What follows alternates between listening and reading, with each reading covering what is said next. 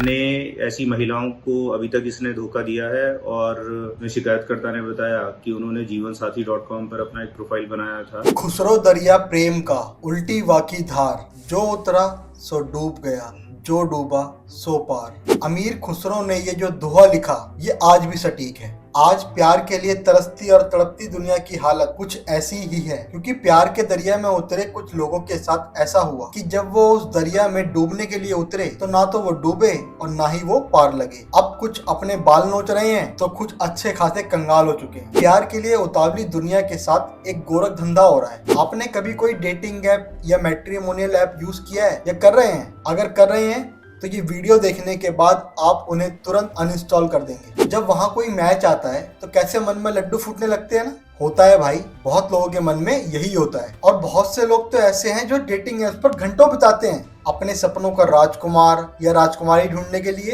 या कहिए ideal partner. और जब वहां उन्हें वो आइडियल पार्टनर दिख जाता है तो वो करते हैं सुपर लाइक, और उस आइडियल पार्टनर से जल्द मिलने के सपने देखना तो लाजमी ही है ना। मगर भाई आज की डेट में प्यार के लिए तड़पती, तरसती और उतावली जनता में से कुछ लोगों के साथ बहुत बुरा हुआ है डेटिंग और मैट्रिमोनियल ऐप्स पर। अभी हाल ही में दिल्ली पुलिस ने 23 साल के एक लड़के तुषार बीस्ट को गिरफ्तार किया है। ये लड़का 2-3 ऐप्स पर करीबन 700 लड़कियों को अपने जाल में फंसा चुका था। 700 लड़कियां।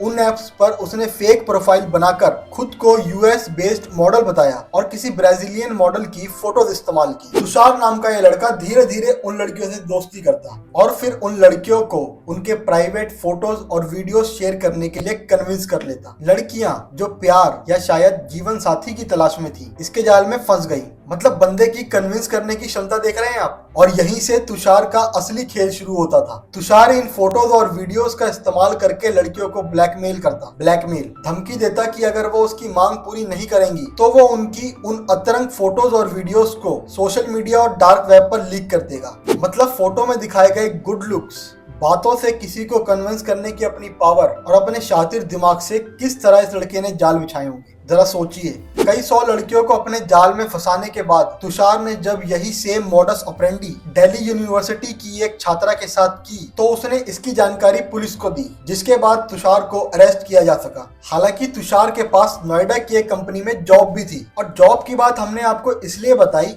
कि भाई जॉब के साथ उसे ये सब करने का टाइम कैसे मिल जाता था। अब बात करते हैं डेटिंग ऐप के जरिए हुए एक और स्कैम की, जिसे कैफे या रेस्टोरेंट स्कैम कहा गया। दिल्ली में एक आईएएस एस्पिरेंट डेटिंग ऐप पर मैच हुई एक लड़की से मिलने गया। लड़की ने उसे एक अच्छे खासे कैफे में बुलाया। लड़की ने वहां पहुंचकर कुछ ड्रिंक्स और स्नैक्स ऑर्डर किए और कहा कि वो अपना बर्थडे सेलिब्रेट कर रही है। थोड़ी देर बाद लड़की एक बहाना बनाकर वहां से चली गई और भाई वो वापस ही नहीं आई।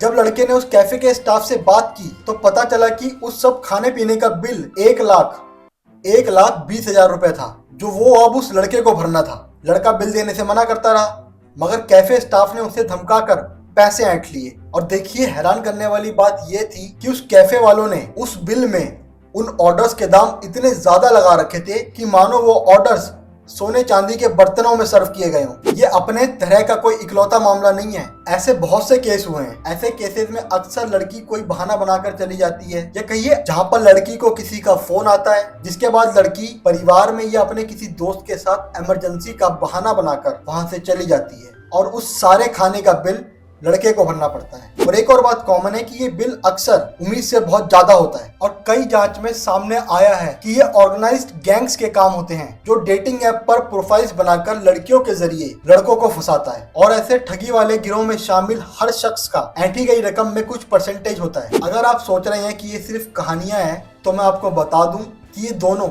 रियल लाइफ इंसिडेंट्स हैं। और इस केस में तो कैफे ऑनर से लेकर मैनेजर, वो लड़की और इसमें शामिल हर किसी का हिस्सा था। पहले मामले में आपने सुना कि शर्म और डर के मारे कुछ लड़कियों ने तुषार के खिलाफ पुलिस में रिपोर्ट ना की हो। अगर तुषार की शिकार हुई उस पहली लड़की ने पुलिस में रिपोर्ट की होती तो उन बाकी 699 के साथ ये नहीं होता। जबकि दूसरे केस में आपने देखा कि उस आईएएस एस्पिरेंट ने पुलिस में रिपोर्ट की। डेटिंग और मैट्रिमोनियल ऐप्स पर ये ट्रेंड बढ़ते जा रहे हैं। और अगर आपके किसी जानने वाले के साथ ऐसा हुआ हो तो कमेंट सेक्शन में हमें बताएं। अब सवाल उठता है कि क्या हम इन धोखेबाजों से बच सकते हैं? क्या हमें इन ऐप्स पर सुरक्षित रहने के लिए ठोस कदम उठाने की जरूरत है? ये मामले अक्सर रिपोर्ट नहीं किए जाते, क्योंकि हमारे समाज में डेटिंग एप्स को अभी भी एक अलग नजरिए से देखा जाता है। अगर कोई ये मामले को रिपोर्ट करेगा तो लोगों को पता लग जाएगा कि वो डेटिंग ऐप पर है और वो डेटिंग ऐप के जरिए लोगों से मिल रहा है। क्योंकि जब वो रिपोर्ट करेंगे तो उनसे ऐसे ही सवाल किए जाएंगे कि वो उस शख्स को कैसे जानता है